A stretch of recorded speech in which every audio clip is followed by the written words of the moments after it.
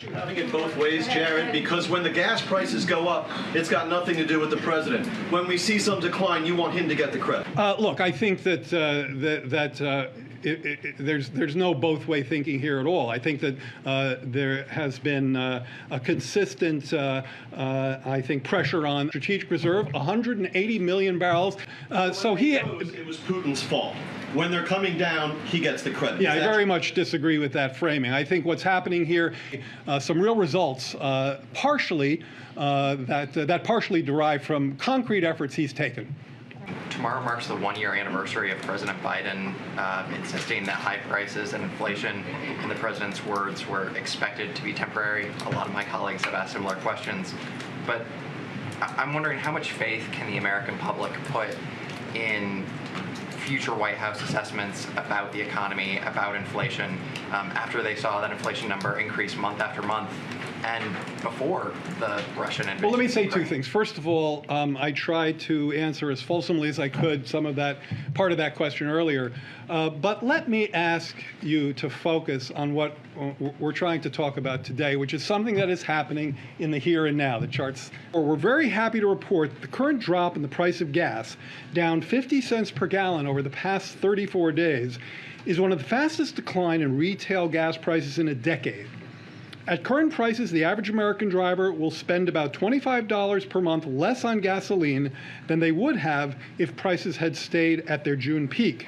Jared, is the administration preparing for a recession? And how do you react to companies like Apple and banks saying today that they intend to slow hiring because the economy is slowing?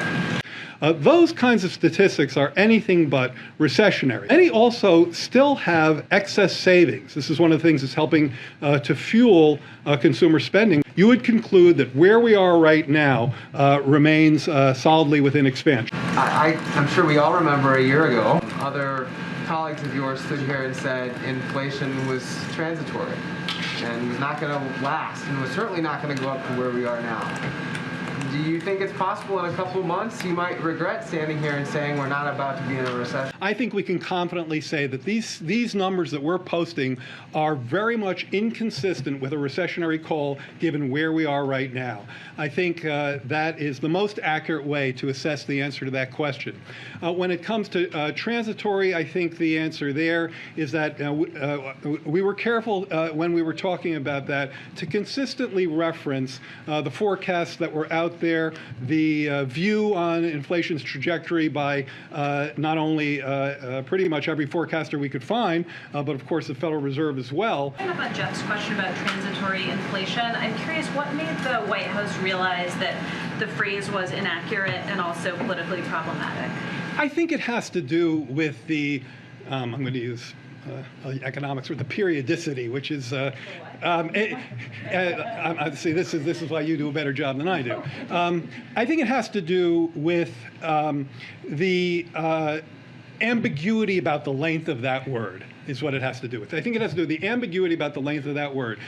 Some people hear transitory and they're going to think weeks and months. Others hear transitory, particularly probably economists who are used to the broader ups and downs of cycles, and think longer periods.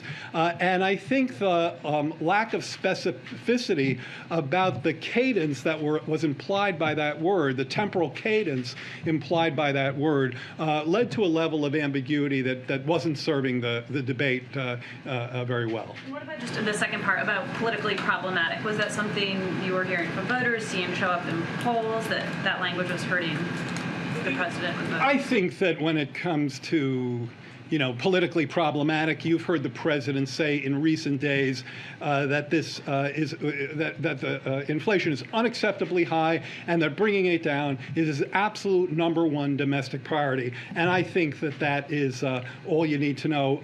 Does the council have an estimate for how much the administration's regulatory changes have combated or contributed to regulation, to inflation thus far? I think in many ways we've been talking about a lot of that already. I mean, I just mentioned the E15 ethanol waivers. I mentioned the strategic reserve release. Because the president's announcement on releasing 180 million barrels from our strategic petroleum reserve, I suspect there are people who forget about this critically important intervention in energy markets. Some of the numbers in terms of the relief for American drivers. At the same time, we are not stopping there, okay? This is nothing close to a victory lap because we have much more to do.